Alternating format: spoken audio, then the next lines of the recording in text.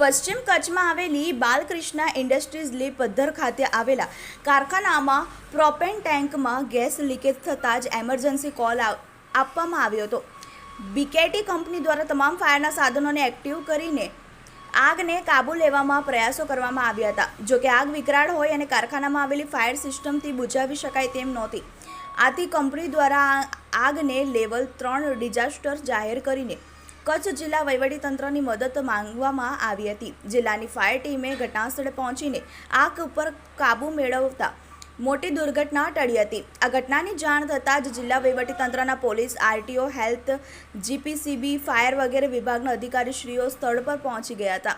વહીવટીતંત્રના વિવિધ વિભાગોએ સંકલન સાથે કામગીરી આગ પર કાબૂ મેળવી લીધો હતો.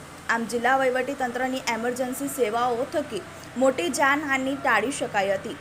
જોકે આ માત્ર ઓફ સાઇડ મોકડ્રીલ હતી. આ જિલ્લા કક્ષાની ઓફ સાઇડ મોકડ્રીલ જિલ્લા વહીવટીતંત્રના અધિકારીશ્રીઓ અને ઔદ્યોગિક સલામતી અને સ્વાસ્થ્યની કચેરીના સંયુક્ત સંકલનમાં સફળતાપૂર્વક યોજવામાં આવી હતી.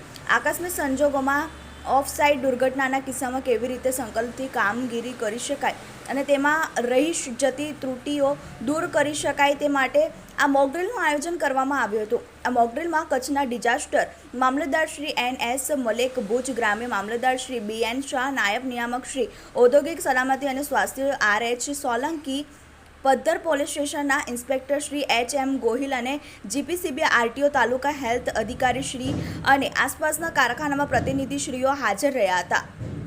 Bureau report, TV18 news, Kutch.